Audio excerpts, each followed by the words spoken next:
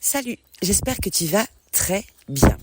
Alors nous arrivons là sur le pas de la porte de la nouvelle lune éclipsée de ce début du mois d'octobre qui vient toujours nous donner cette dimension karmique aux énergies qui nous traversent là en ce moment. Et je vais faire d'une pierre deux coups parce que je ne te cache pas que mes organisations personnelles et professionnelles ont eu bien du mal à être stabilisées ces dernières semaines et que j'avais pensé initialement faire 2 podcasts. Donc un en prolongement de l'apéro papote que j'ai fait à Bordeaux il y a quelques semaines avec Maison 11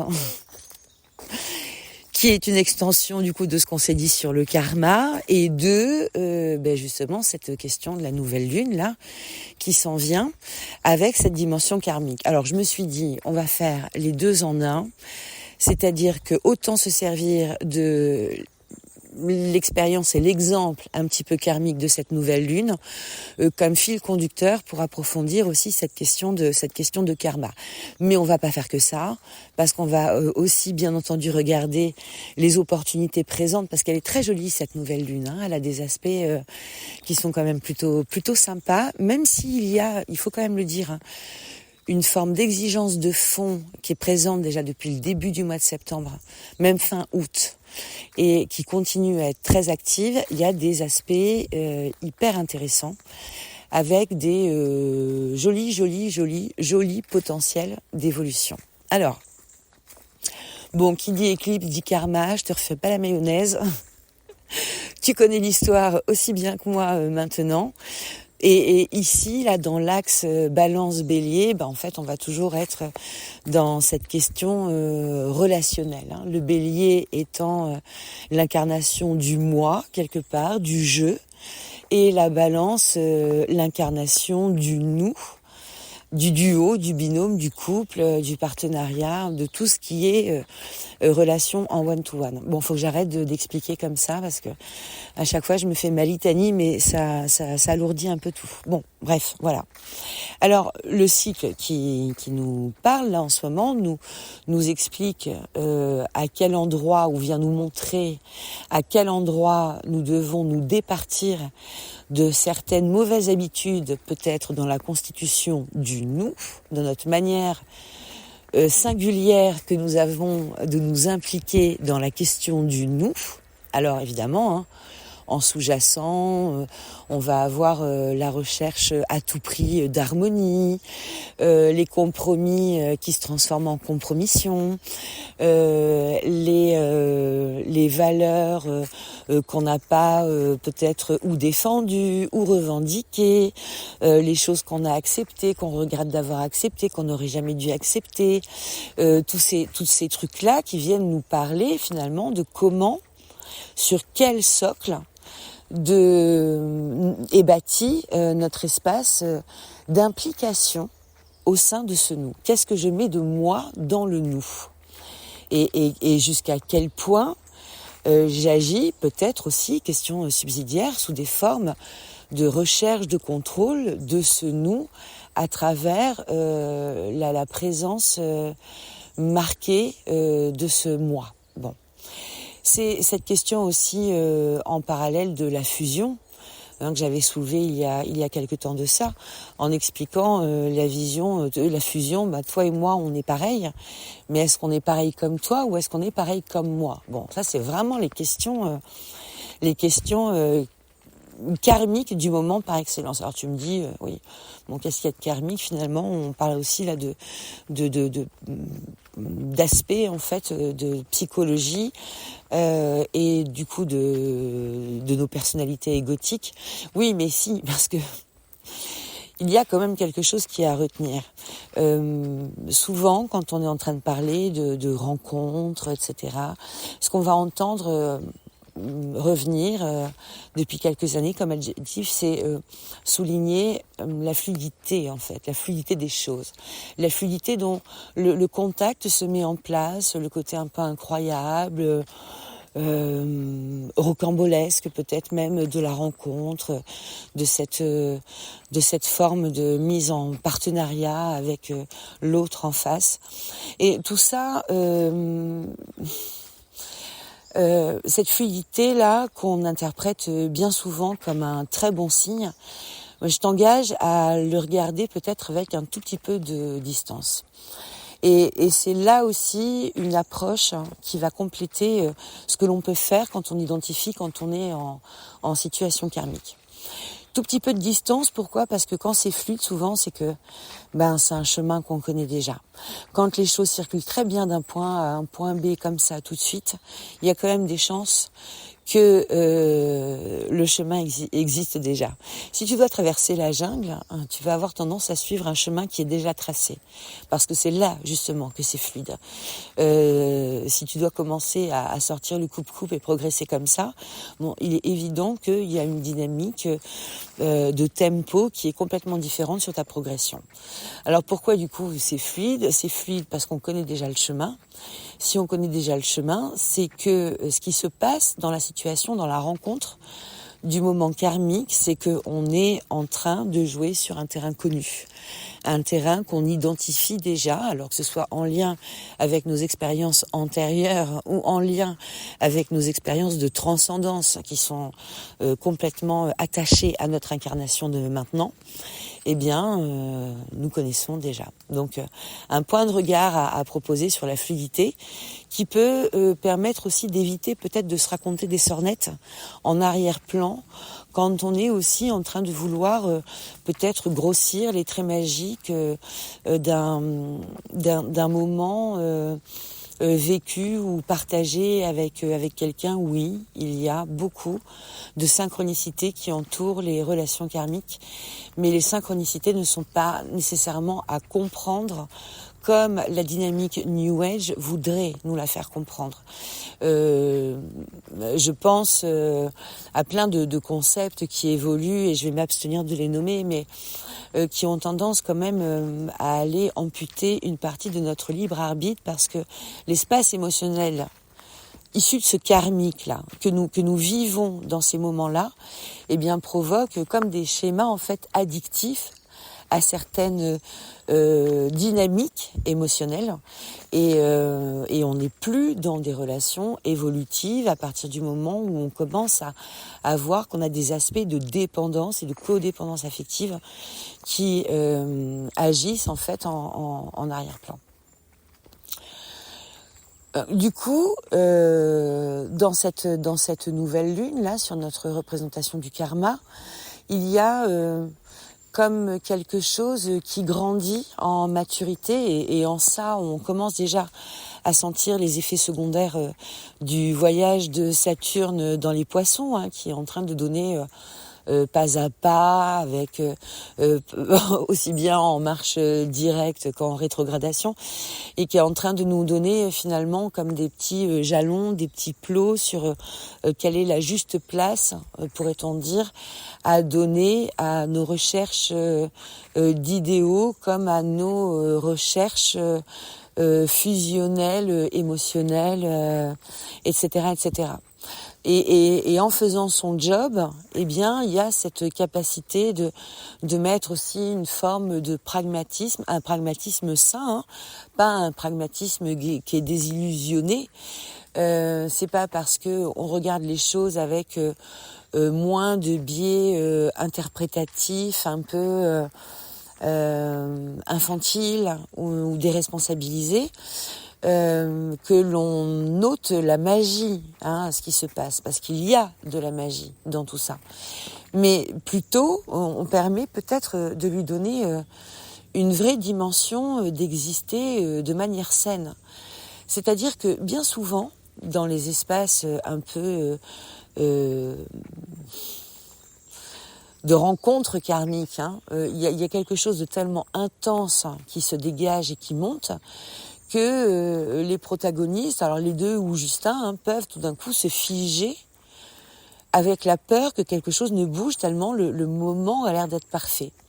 et s'abstenir d'engager finalement la relation ou de s'engager soi-même pendant cette relation sur un chemin évolutif. Il y a quelque chose qui peut être comme ça de l'ordre de la fixité, c'est-à-dire que la perfection d'un instant, d'un vécu nous amène à se dire ah là là mais je veux que ça soit toujours comme ça. Mais bon, c'est un leurre ça. Ça c'est pas possible. Et c'est pas souhaitable que ce soit possible. Ça, c'est de l'inertie. Je veux que ce soit toujours comme ça. Et c'est là où, justement, l'énergie du bélier, avec ce leadership qui est dans le besoin de s'exprimer, de façon saine, de façon claire, avec une affirmation de soi et du moi posée. Et le bélier, qui est quand même une énergie de feu, une énergie de mouvement, nous dit, bah non, oui, le moment est parfait, mais tu peux pas rester sur ce moment parfait, en fait. Tu peux pas rester coincé là sur le moment parfait, parce que de l'inertie arrive la dévitalisation. Donc ça, c'est très important. L'énergie du bélier est une énergie de vitalité. Donc, elle nous incite et elle nous tend finalement le pas du mouvement pour aller dynamiser peut-être des postures qui sont vraiment obsolètes dans la constitution de ces binômes karmiques. Enfin, constitution avec des vibrations karmiques. Je ne vais pas rentrer dans les détails maintenant. Alors, ce que je voulais aussi dire, c'est-à-dire que dans l'apéro papote, on a évoqué pas mal d'expériences personnelles, et il y avait une question sous-tendue à laquelle je n'ai pas eu le temps de répondre, qui était de savoir si finalement tout le monde avait les mêmes prédispositions au vécu karmique. Et aux formes de challenge, aux formes d'expérience que propose la vie, comme ça, sur les points du karma. Alors, dans une certaine mesure, oui, tout le monde subit selon sa posture dans la vie ou vit les mouvements karmiques et les énergies karmiques.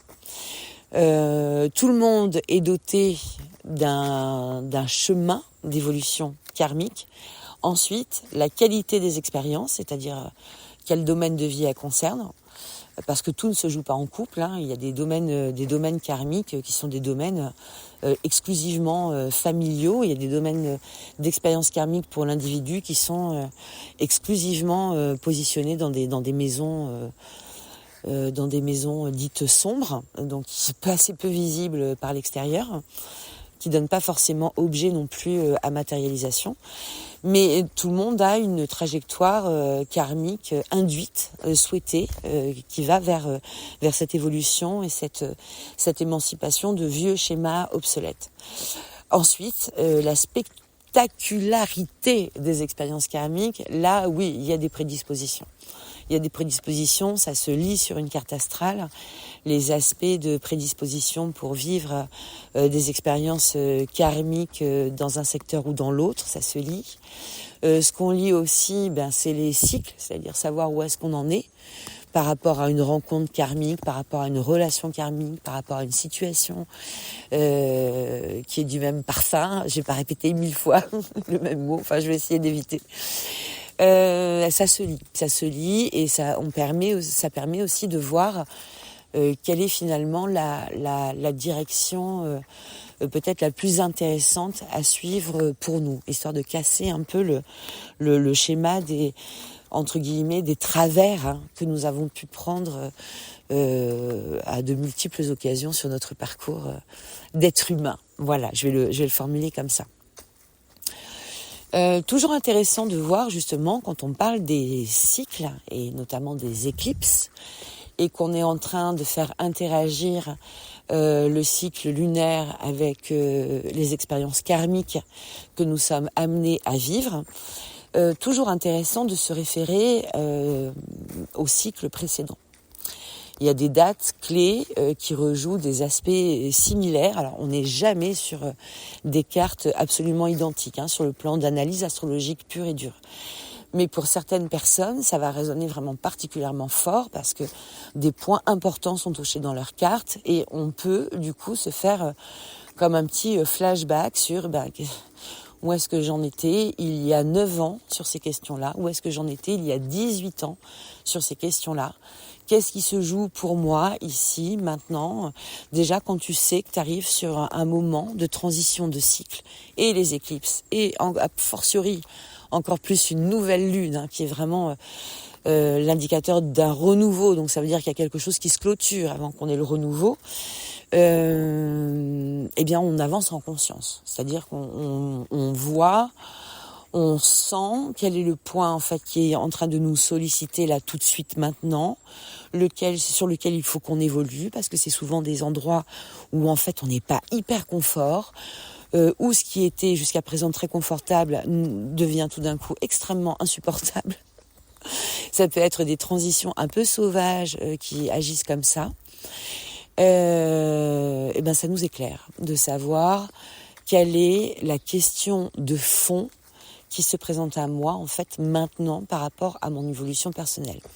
Et pour nous faire travailler sur ces questions de fond, l'univers nous envoie exactement les bonnes personnes, les bonnes situations au bon moment pour pouvoir avancer et éclairer notre chemin. Alors toute situation n'est pas forcément réjouissante à vivre. Il y a des situations très très dures qui sont amenées par les dynamiques karmiques comme ça. Donc c'est vraiment des challenges qui font appel à résilience. Il y a des situations plus simples, moins émotionnellement bouleversantes, ou alors si on se donne aussi les moyens de mieux gérer son espace émotionnel, on peut le vivre avec moins d'impact en fait, être un peu plus éclairé dans notre dynamique, même si la lumière n'empêche pas le jeu émotionnel, elle lui donne quand même du sens. Et ça c'est très important, parce que dans ce sens émotionnel, il y a des informations qui sont capitales pour que nous parvenions à évoluer dans le meilleur des sens pour chacun d'entre nous individuellement. Boum boum, boum boum, est-ce que je t'ai tout dit? Non, alors évidemment, mais pas du tout dit. Il y aurait encore de quoi en parler pendant je ne sais combien de temps. Ceci étant, je vais quand même m'arrêter là. Il y a pas mal de nouveautés qui sont en train de se mettre en place du côté de ce que je propose. Je t'invite vraiment à aller faire un tour sur mon site, dont tu trouveras le lien dans ma bio Instagram. Je peux pas faire les liens directs sur les descriptions des podcasts. J'ai essayé il y a quelques semaines, ça ne fonctionnait pas. Donc voilà, on va du coup la jouer comme ceci. Va faire un tour, regarde s'il y a des choses qui t'intéressent. Je préfère plutôt le contact téléphonique que le contact par mail. Mais je comprends que tout le monde ne soit pas forcément à l'aise avec ça. Mais si tu veux des informations complémentaires sur ce que tu découvriras et qui est tout neuf, tout beau, tout chaud, là, à peine sorti de la coquille, n'hésite pas, du coup, si tu veux de plus amples informations ou un partage, ou si tu as une question, s'il y a un sujet qui t'intéresserait, que l'on explore ensemble. Voilà, il y a des chances que ça intéresse d'autres personnes que toi, parce que nous sommes tous une grande tribu d'êtres humains interconnectés les uns les autres. Donc voilà, il y a de fortes chances que ça intéresse plus de monde que tu ne le penses. Donc fais-toi plaisir. Bon, allez, je t'embrasse bien fort et je te souhaite une très très jolie nouvelle lune.